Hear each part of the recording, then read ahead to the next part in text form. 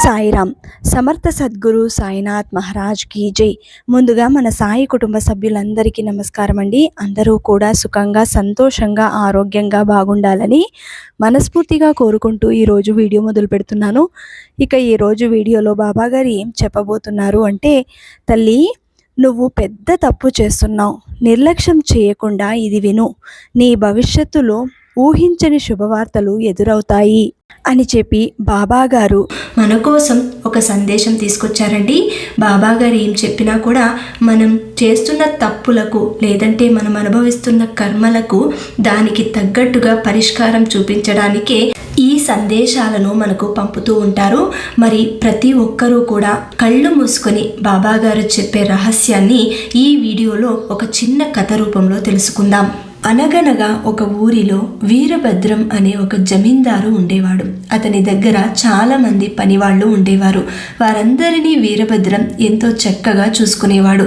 ఒకరోజు వీరభద్రం దగ్గర పనిచేసే శేఖర్ అందరికీ జీతాలు ఇస్తూ ఉంటాడు. ఇదిగో ఈ నెల రావలసిన జీతం, ఇది నీకు, ఇది నీకు. శంకరయ్య, నువ్వు అయ్యగారి దగ్గర తీసుకున్న డబ్బు 1000 రూపాయలు. మరి నీ బాకీలో కొంత డబ్బు మినాయించుకోగా ఎంత ఇవ్వమంటావో చెప్పు. అయ్యా, త్వరలో మీ బాకీ తీర్చేస్తాను, మీరే ఏదైనా చెయ్యాలి. సరే అయితే ఈ నెలకి నీకు రావలసిన జీతం మొత్తం ఇచ్చేస్తున్నాను. ఒకసారి అయ్యగారిని అడిగి వచ్చే నెలలో ఎంత తగ్గించి ఇవ్వాలో నేను చెప్తాను.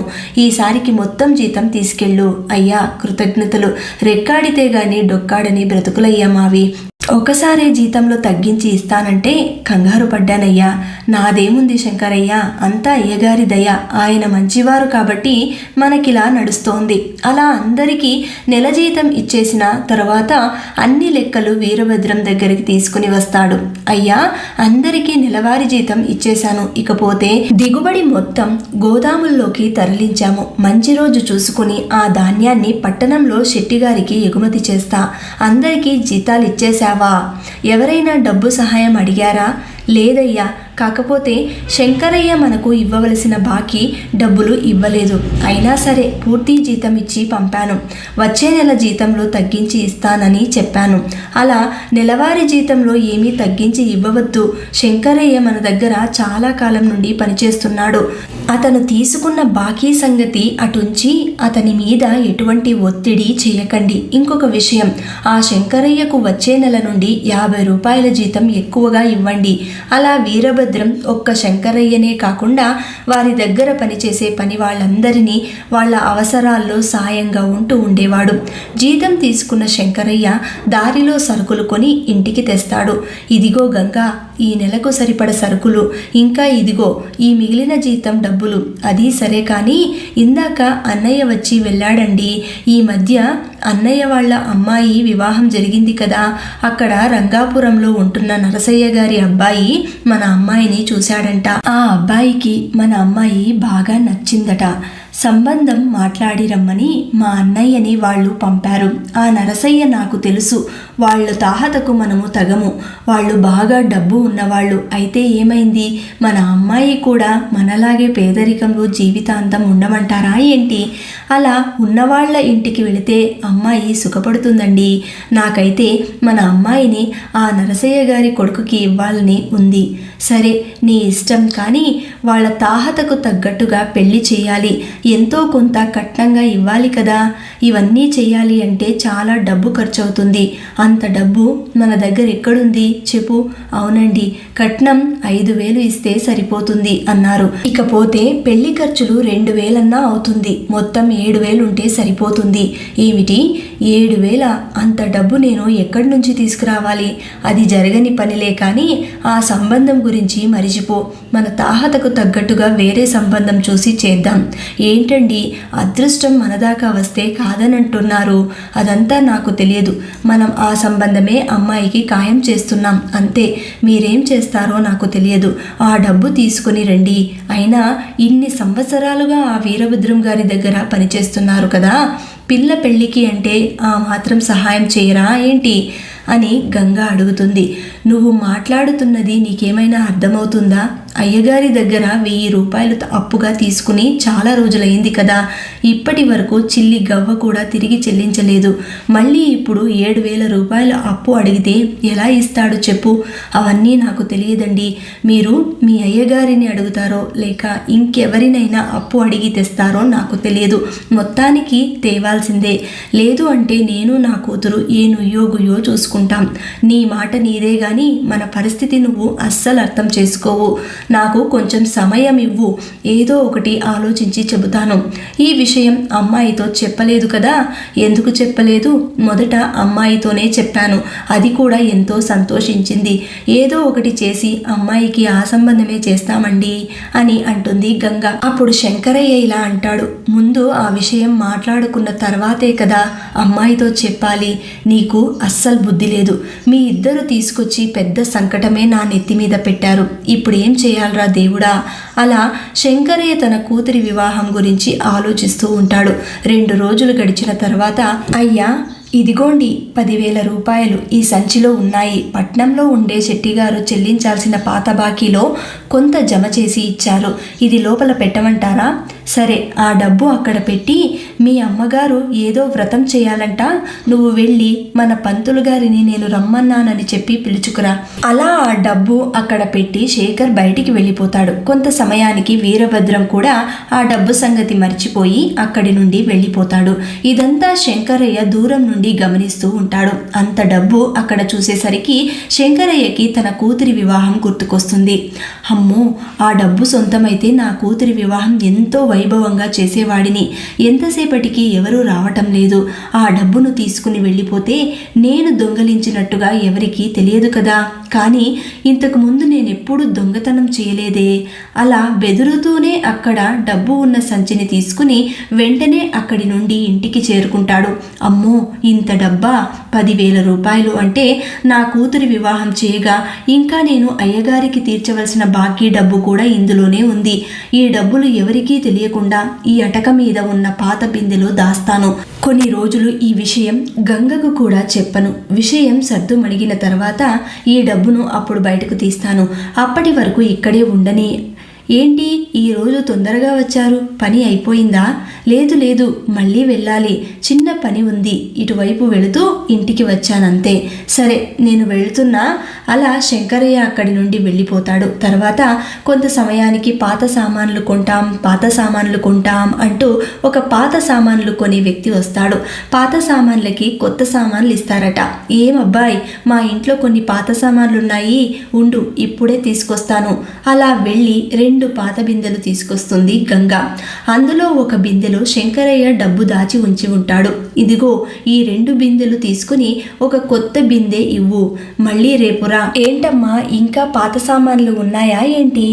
ఈ పాత బిందెలకు కొత్త బిందె ఎలా వస్తుంది? వాటికి ఇదిగో ఒక చెంబు ఇస్తాను అంతే. వద్దులే బాబు, నా బిందెలు నాకు ఇచ్చేసేయ్. అలా కోప్పడకండి అమ్మగారు, ఈ చెంబుతో పాటు ఒక గ్లాస్ కూడా ఇస్తానులేండి. ఇంతకు మించి నేను ఇవ్వలేనండి. సర్లే, ఏదో ఒకటి ఇవ్వు.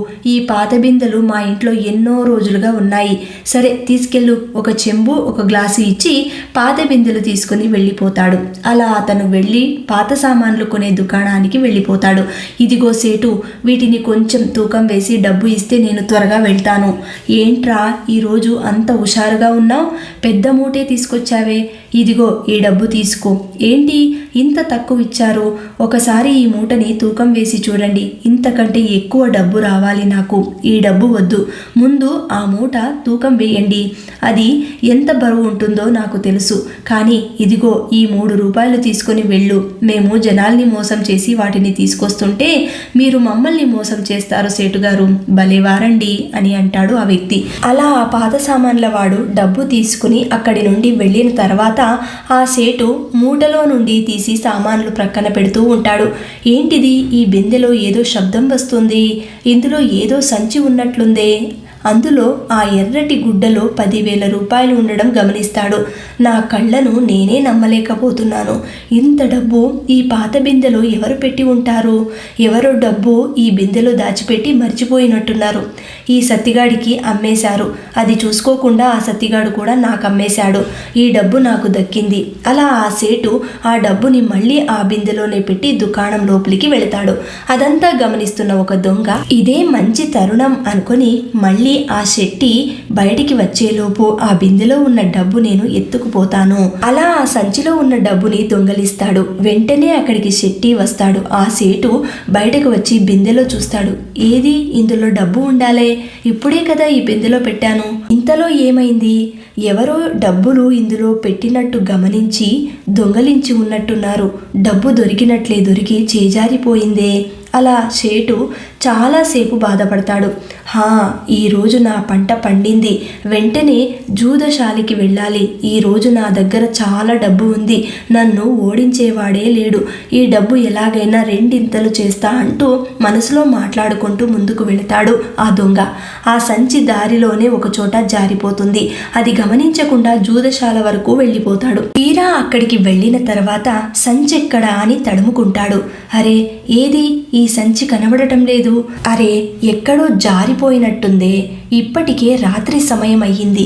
ఇప్పుడు వెనక్కి వెళ్ళినా దొరికే అవకాశం చాలా తక్కువ. అదృష్టం దక్కినట్టే దక్కి పోయిందే.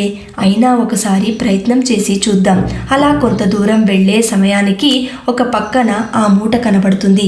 ఈలోపు అక్కడికి పోలీసులు వస్తారు. ఏందిరా కాళీ, ఈడ గడబడి చేస్తున్నావా ఏంది? ఇక్కడ ఏమైనా దొంగతనం చేస్తున్నావా?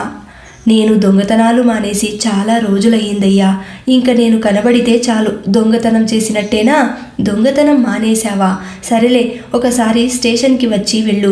నీతో పని ఉంది. నాతో ఏం పనండి? కావాలంటే నన్ను వెతికి చూడండి. నా దగ్గర ఏమైనా దొరికితే అప్పుడు మీరు స్టేషన్కి తీసుకెళ్ళండి. మాట్లాడకుండా ముందు మాతో రా. నీతో ఏదో ఎస్ఐ మాట్లాడాలంట. ఒకసారి రమ్మన్నారు. అలా ఆ దొంగ ఎంత చెబుతున్నా వినకుండా పోలీసులు తీసుకొని వెళ్ళిపోతారు. ఈలోపు శంకరయ్య ఇంటికి చేరుకుంటాడు. కాళ్ళు కడుక్కొని లోపలికి రండి అని పిలుస్తుంది గంగ. ఏమిటే, కొత్త చెంబులా ఉంది, కొన్నావా ఏమిటి? కొత్తదేనండి, కానీ డబ్బు పెట్టి కొనలేదండి. మన ఇంట్లో పాత సామాన్లు ఉంటే అవి ఇచ్చేసి కొత్త చెంబు ఒక గ్లాసు తీసుకున్నానండి. మంచి పని చేశావు. ఇంట్లో పాత సామాన్లు ఎక్కువైపోయాయి. సరేలే, లోపలికి పద. అలా లోపలికి వచ్చి పైన పాత బిందెలు పెట్టిన చోట చూస్తాడు. అక్కడ బిందె కనబడదు. ఏమిటి గంగా, అక్కడ ఒక పాత బిందె ఉండాలి కదా, ఏమైంది? కొంపదీసి అది గాని పాత సామాన్ల వాడికి వేసేసావా ఏంటి? అబ్బా, ఇంత దానికే అంత గట్టిగా అరవాలా? అవునండి, ఒకటి కాదు 2 బిందెలు ఇచ్చేశాను. ఇప్పుడు ఏమైంది? అయ్యో, ఎంత పని చేశావే, కొంప ముంచావు కదే. ఆ పాత సామాన్లు కొన్నవాణ్ణి ఇంతకుముందు ఎక్కడైనా చూసావా? లేదండి, ఇంతకుముందు ఎప్పుడూ చూడలేదు. ఇదే మొదటిసారి వాడిని చూడడం. ఇంతకీ ఏమైందండి? ఆ పాత సామాన్ల గురించి అంత బాధపడిపోతున్నారు. ఏమైంది? అందులో ఏమైనా దాచిపెట్టారా ఏంటి? అదేమీ లేదులే. ఇన్ని రోజులు ఆగి ఇప్పుడే ఆ పాత సామాన్లు వాడికి ఇవ్వాలా అని అనుకుంటున్నాను. సరే, నాకు కొంచెం పని ఉంది, నేను ఇప్పుడే వస్తా అని వెళ్ళిపోతాడు శంకరయ్య. అలా ఇంట్లో నుండి బయటకు వచ్చి మనసులో ఇలా అనుకుంటూ బాధపడతాడు. అయ్యో దేవుడా, ఏంటి ఇలా జరిగింది? చేయక ఒక్క దొంగతనం చేశాను. అది కూడా పిల్ల పెళ్ళికి అని చేశాను. అది కూడా మా అయ్యగారి దగ్గర దొంగతనం చేశాను. తీరా చూస్తే ఇలా జరిగింది. చేసిన పనికి ఫలితం లేకుండా పోయింది. పైగా దొంగతనం చేశాను అన్న అపరాధ భావం నాలో ఏర్పడింది. గంగకు ఈ విషయం చెప్పి ఉంటే బాగుండేది. ఇప్పుడు వెళ్ళి చెప్పినా నాకు ముందే చెప్పొచ్చు కదా, ఎందుకు ఇలా చేశావు అని అంటుంది. సరేలే, అసలు ఏమీ జరగనట్టు ఉంటే సరిపోతుంది. అలా శంకరయ్య మళ్ళీ ఇంటికి వెళ్ళిపోతాడు. ఆ రోజు రాత్రి అంతా దొంగని పోలీస్ స్టేషన్లోనే ఉంచుకుంటారు. మరుసటి రోజు ఉదయం దొంగ ఆ ఉదయం స్టేషన్లో నుండి బయటకు వచ్చి నేరుగా మూట పడి ఉన్న దగ్గరికి వస్తాడు. కానీ సంచి అక్కడ కనబడదు.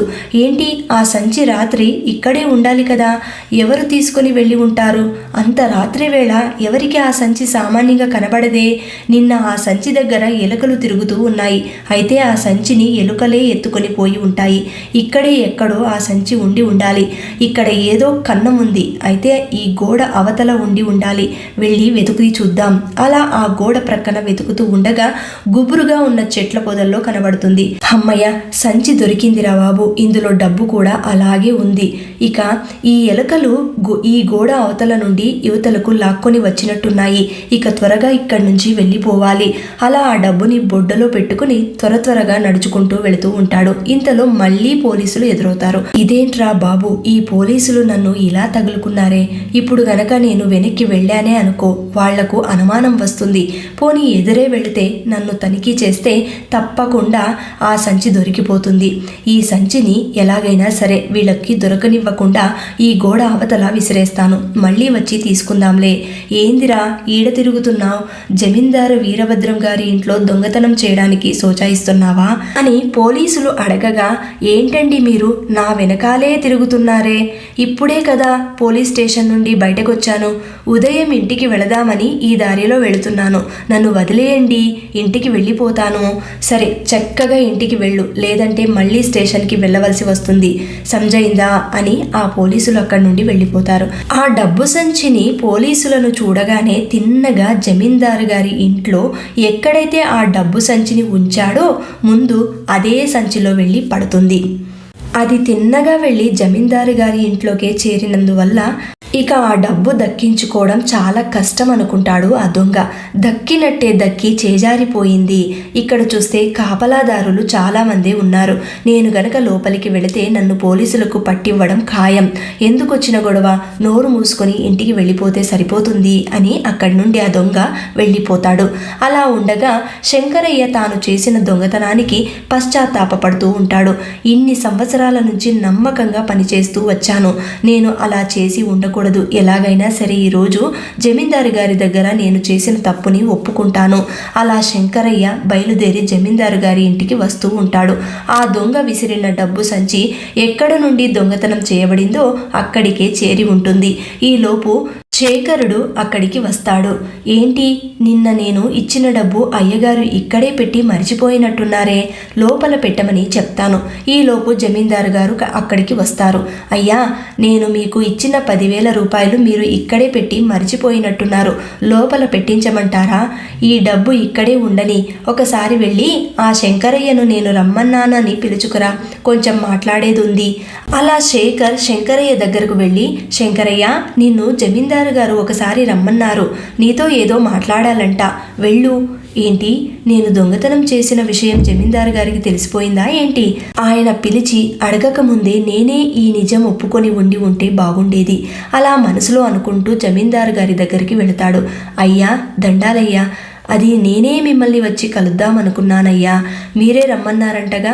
ఏమీ లేదు శంకరయ్య, మీ కుమార్తెను రంగాపురం నర్సయ్య గారి అబ్బాయి చూశారంటగా. ఆ అబ్బాయికి మీ అమ్మాయి బాగా నచ్చిందంట. నిన్న నేను రంగాపురం వెళ్ళినప్పుడు నాకు నరసయ్య కలిసి చెప్పాడు. నాకు నరసయ్య మంచి స్నేహితుడు. మీ అభిప్రాయం ఏంటో నాకు చెప్తే నేను వారితో మాట్లాడుతాను. అయ్యా, వారి సంబంధం మాకు ఇష్టమే, కానీ వారు చాలా సంపన్నులు. అంత పెద్దవారితో సంబంధం కుదుర్చుకునే అంత తాహత మాకు లేదు. కనీసం పెళ్లి చేయడానికి అయ్యే డబ్బు కూడా నా దగ్గర లేదయ్యా.